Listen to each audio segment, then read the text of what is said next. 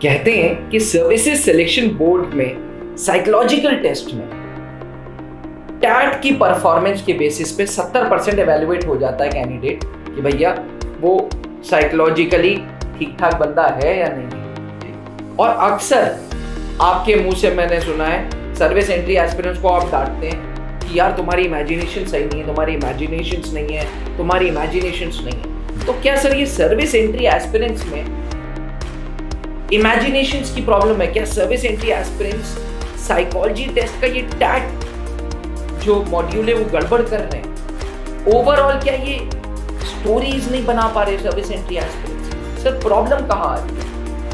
Story बनती है, ऐसा नहीं कि स्टोरी नहीं बना रहे जी, बट एक्सेप्टेबल स्टोरीज जो होती हैं वो इनकी कम होती हैं। They generally come with pre conceived ideas.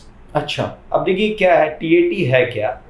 TAT is test of your subconscious mind, unconscious mind. अच्छा, unconscious mind imagination, जहां लिखित रूप से कुछ भी नहीं दिया गया है, पिक्चर दिखाई गई है और आपको उसके इर्द गिर्द एक कहानी बुननी है।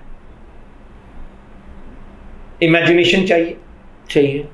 अब ये क्या करते हैं कि पहले जब तैयारी शुरू करना चाहते हैं, जब से ये स्टार्ट करते हैं, इनके रेजिमेंट में, इनके आसपास जो भी लोग हैं, इनसे सीनियर्स जो हैं, जो एसएसबी में कभी आए होंगे, वो इनको बहुत सारी कहानियां बता देते हैं। या रादर इसमें वो भी कैंडिडेट्स ज़्यादा होते हैं जो किताबें खरीद लेते हैं एसएसबी की, और वो किताबों से एसएसबी को की कहानियां पढ़ कर याद करके जा रहे होते हैं। कितनी बार मैंने ट्रेन में देखा है सर्विस एंट्री एस्पिरेंट्स वो बुक देख रहे हैं एसएसबी की और कहानी याद कर रहे हैं। बड़े मजे की बात बताता हूँ सर जी।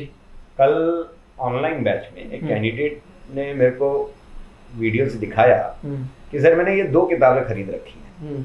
तो मैंने किताब देखकर उससे कहा कि ये वाली किताब तो ठीक है, ये उनकी है, और ये किताब, मैं किताब का नाम नहीं बताऊंगा, ये किताब इनकी है, ये किताब इनकी है। बोला हाँ सर ये किताब तो उन्हीं की है। मैंने बोला अच्छा खरीद ली तुमने? हाँ ठीक है सर, इसमें से पढ़ना क्या क्या है, कौन सी किताब पहले पढ़ लूँ? तो मुझे थोड़ा सा अंदर से ये लगा कि यार ये आज इतना उधेड़बुन में लगा हुआ है, ये इसको भी सब्जेक्ट बना चुका है जैसे। मैंने कहा यार देखो ऐसा है कि तुम इन दोनों में से कुछ नहीं पढ़ना। कहता सर फिर तो मैंने बेकार खरीद ली। मैंने बोला नहीं, बेकार नहीं खरीदी है, किताब तुम्हारे काम आएगी, मगर इसमें ना 2-3 काम करना। इसका जो टेस्टिंग मटेरियल है उससे अपने आप को टेस्ट करते रहना, बाकी जो रिस्पॉन्सेज हैं वो रिस्पॉन्सेज मत पढ़ना, ठीक है? आप कहानियां मत पढ़ो, इससे पिक्चर दी गई है, पिक्चर पे कहानी अपनी बना लो, वो तो टेस्टिंग मटेरियल मिल गया आपको, ये अच्छी बात है, चलो आपने खरीद लिया तो इतना तो काम हो ही जाए आपका। लेकिन आप उसको क्या करते हैं? अब देखिए, जब मैंने ये कहा कि भाई आप टेस्टिंग मटेरियल लीजिए और अपनी जो कहानी है, पहली बात तो जिनके पास भी अभी टाइम है, 55 के पास टाइम कम है, SCO 55, बट 56, 57 इनके पास टाइम बहुत है, और वो बहुत सारे कैंडिडेट अपने ऑनलाइन प्लेटफॉर्म पर जुड़े हुए।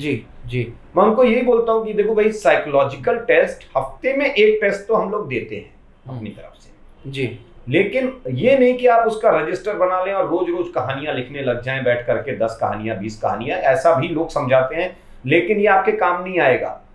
बेहतर है कि आप साइकोलॉजिकल टेस्ट की 5 से 6 दिन बिना लिखे प्रैक्टिस करें, बोल बोल करके। सबके पास मोबाइल है, अपनी कहानी 30 सेकंड पिक्चर देखो, तुरंत 1.5 मिनट उस कहानी को बोलो, पिक्चर हटाई 30 सेकंड बाद तुरंत बोलना शुरू कर दो, 1.5 मिनट में अपनी पिक्चर को जो कहानी बनाई है उसको रिकॉर्ड करो। अब उस कहानी को सुनिए, आप 2, 4, 5 कहानियां जितनी भी आप बनाना चाहते हैं बना लीजिए, रिकॉर्ड करिए उसको। उसके बाद आप सुनिए कि मेरी आवाज, मेरा रिएक्शन कैसा है, मेरा रिस्पॉन्स कैसा है। एक तो आपकी बोलने की काबिलियत बढ़ जाएगी इससे, दूसरा आपके पास जो थॉट्स हैं उसकी क्लैरिटी बढ़ेगी, तुरंत कितना विचार आया आपके दिमाग में। टीएटी में जो मेजर रोल प्ले होता है वो पहले 30 सेकंड का होता है। टीएटी में अगर आपने 30 सेकंड पहले से, जो पहले 30 सेकंड है जब स्टिमुलस आपके सामने है, अगर उसको आप सही से यूटिलाइज नहीं कर पाए जी, उस समय आप उसको इंटरप्रिटेट नहीं कर पाए, तो फिर बचा हुआ जो टाइम है लिखने वाला वो आपकी ज्यादा मदद नहीं करेगा।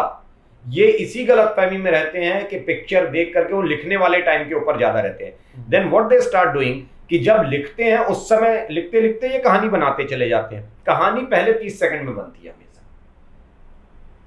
ठीक है। और फिर ये बात आती है कि ये लोग ये कहते हैं कि सर ये सही है या गलत है।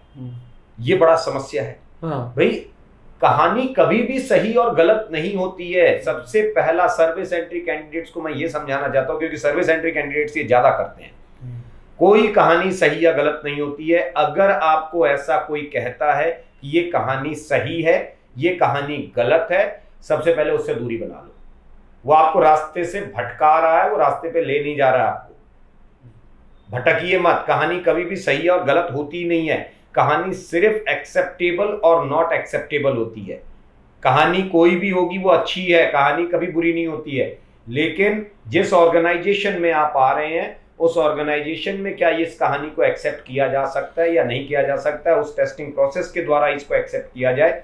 खास करके जिस ऑर्गेनाइजेशन और जिस पोस्ट के लिए आप आ रहे हैं, जिस माइंडसेट की हमें जरूरत है, वो एक्सेप्ट हो पा रही है नहीं हो पा रही है, ये सवाल होता है। इट इज ऑलवेज एक्सेप्टेबल और नॉट एक्सेप्टेबल। ये देखिए क्या होता है, सर्विस एंट्री कैंडिडेट्स ज्यादातर आपने सुना होगा प्री कंसीव्ड आइडियाज के साथ आते हैं। हमेशा आप बोलते हैं ये बात। प्री कंसीव्ड आइडियाज आए कहां से आखिर? ये गलती आपकी नहीं थी। प्री कंसीव्ड आइडियाज का मतलब उसकी जड़ कहां छुपी हुई है। आपने किसी ऐसे व्यक्ति से बात की जिसने कहा ये कहानी सही है। अब आपके दिमाग में ये बैठ गई ये बात, ये कहानी सही है, और ये सबको पता है कि सही काम करने से सिलेक्शन मिलेगा, तो सही कहानी लिखने से भी सिलेक्शन मिलेगा। 12 कहानियां जब आप टेस्टिंग प्रोसेस में लिख रहे होते हैं एसएसबी में बैठ करके, तो वो सही वाली कहानी आपको बार बार अपनी तरफ खींच रही होती है कि यहां आओ, सिलेक्शन यहां छुपा हुआ है, मुझे क्यों छोड़ रहे हो।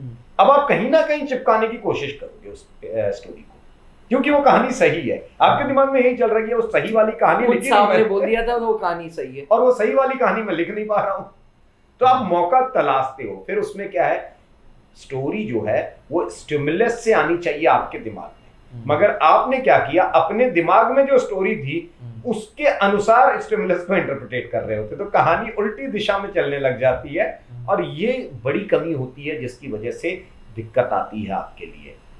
कहानी जब भी फ्रेम करिए, देखिए 5 चीजें, रादर 6 चीजें, 5 W और 1 H, ये दिमाग में क्लियर करिए और उसके इर्द गिर्द कहानी को बनाने की कोशिश किया करिए। That is called 5W1H method. क्या है ये 5W1H मेथड? जब स्टिमुलस देखो, व्हाट इट इज, क्या हो रहा है, हु इज डूइंग दिस, कौन है इसमें, वेयर इट इज, कहां है ये, है ना, व्हाई इट इज, क्यों है ये यहां पर, क्यों ऐसा हो रहा है, व्हेन, कब हो रहा है ऐसा। ये जो 4-5 W हैं आपके, what, who, where, when and why, ये दिमाग में साथ साथ चलते रहने चाहिए। पिक्चर देखते देखते और उसके जवाब ढूंढते रहो। 1H, हाउ, वो काम कर रहा है मगर काम करेगा कैसे। 5W and 1H मेथड, क्या बात। आप इस मेथड के ऊपर चलिए आराम से। कहां, इससे क्या होगा, सिर्फ कहानी बनाने में नहीं, अपनी लाइफ में ये 5 मेथड्स जो है वो बहुत मायने रखते हैं। जिनके ये जो मेथड है 5W1H मेथड, ये क्लियर है अगर आपका, तो आपका कॉग्निशन बेहतर बनेगा, और जिसका कॉग्निशन डेवलप हो गया उसकी कहानियां बनेगी, अच्छी कहानियां बना ले जाओगे, है ना, जो कि जिसको आप कहते हो ठीक है ना, तो ठीक नहीं, एक्सेप्टेबल कहानियां बनने लग जाएंगी आपकी, रिलेटेड रहोगे, लॉजिकल होगी कहानियां, विशफुल नहीं नजर आएगी, और बात है सर, वो आधार है कहानी। अब मुझे समझ आया क्यों सर्विस एंट्री एस्पिरेंट्स का सिलेक्शन ऑनलाइन बैचेस से खूब हो रहा है हमारे यहाँ, ऐसे सर की वजह से। सर्विस एंट्री एस्पिरेंट्स ट्रांसफॉर्मेशन के लिए ना थोड़ा संघर्ष करना पड़ता है, और संघर्ष सबने किया है, हमारे भगवानों ने किया है। श्री राम, भगवान राम तभी बने जब संघर्ष हुआ। तो आपसे एक आग्रह है, अगर आप भी अपने आप को एज कमीशन अफसर देखते हो, सपना देखते हो, सोचते हो, तो त्रिशूल डिफेंस एकेडमी का ऐप डाउनलोड करो और एसएसबी इंटरव्यूज की तैयारी स्टार्ट करो। हो सकता है 6 महीने बाद SSB हो सकता है साल भर बाद SSB हो। मेहनत आज करनी पड़ेगी। और ऑलरेडी सर्विस एंट्री एस्पिरेंट्स की एक भारी तादाद में भारी कम्युनिटी हमारे साथ जुड़ी हुई है, जो ट्रांसफॉर्मेशन के लिए आगे बढ़ रही है, जो अपने आप को एज कमीशन अफसर देखना चाहती है। अगर आपके अंदर भी वो जुनून है, अगर आपके अंदर भी वो जिद है कि सेना में बनेंगे तो अब अफसर ही बनेंगे, और आप जिस पद पे हैं उससे खुश नहीं है, चाहते हैं कि नहीं आगे बढ़ना है, अफसर बनना है, तो मुझे लगता है कि आपको त्रिशूल डिफेंस एकेडमी मदद कर सकती है इस सपने को पूरा करने के लिए। क्योंकि इस बैच में, इस ऑनलाइन बैच में प्रतिदिन 1 घंटा कैप्टन SK सर अपने एक्सपीरियंसेस के द्वारा कैंडिडेट्स को ट्रेन कर रहे हैं, अलग अलग डोमेन में ट्रेन कर रहे हैं। कभी साइकोलॉजी चल रही है, कभी GTO का ग्रुप डिस्कशन चल रहा है, लेक्चरेट चल रहा है, ग्रुप प्लानिंग एक्सरसाइज चल रही है, स्ट्रक्चर्स पे लाइव क्लासेस समझाते हैं, personal interview colonel Pankaj sir जो खुद सर्विसेज सिलेक्शन बोर्ड के डिप्टी प्रेसिडेंट थे वो लेते हैं। इस बैच में आप अपने अंदर ट्रांसफॉर्मेशन देखेंगे और लगातार 1 साल तक आप जुड़े रहेंगे हमारे साथ। मतलब हमारा एम ये नहीं है कि हम किसी कैंडिडेट का अगर 1 साल पूरा हो गया तो उसको अलग करेंगे, जब तक वो नहीं बोलता। ये एक ऐसा मॉडल है जहाँ पे आपको पर्सनालिटी इंप्रूवमेंट का मौका मिलेगा। ये एक ऐसा प्लेटफॉर्म है जहाँ आप अपने अंदर सुधार लाएंगे। कुछ नहीं करना है। अगर आप गूगल एंड्रॉयड यूजर हैं या एप्पल के iOS यूजर हैं या लैपटॉप चलाते हैं माइक्रोसॉफ्ट विंडोज के, तो आपको त्रिशूल डिफेंस एकेडमी टाइप करना है, ऐप को डाउनलोड करना है, रजिस्टर करके पहले SSB इंटरव्यू की फ्री वीडियोस देखनी है। एक बार संतुष्ट हो जाओ तो ऐप से जुड़ो और लगातार फिर 1 साल तक अपनी पर्सनैलिटी पे काम करते रहो। टाइमिंग रात 8 बजे से 9 बजे तक का रखा गया है ताकि आप आराम से अपने ऊपर होमवर्क कर सकें, आपके ऊपर काम का प्रेशर ना हो। आपने देश को बहुत दिया है, आपकी वजह से हम सब लोग सुरक्षित हैं। अब समय आ गया कि थोड़ा सा अपना भी सोचें, समय आ गया कि अपने लिए भी कुछ करें, और त्रिशूल डिफेंस एकेडमी आपको मौका दे रही है, सेना में अफसर बनने का एक अच्छा प्लेटफॉर्म दे रही है तैयारी करने का। अभी त्रिशूल का ऐप डाउनलोड करें और अपने अंदर चेंजेस देखें। Thank you sir, thank you so much. Please sir, जय हिंद। अब डिफेंस एग्जाम क्रैक करना हुआ और भी आसान, त्रिशूल डिफेंस एकेडमी लेकर आए हैं बिल्कुल ही एडवांस लर्निंग ऐप। तो आज ही ज्वाइन करें और स्टार्ट करें अपनी ऑनलाइन क्लासेस।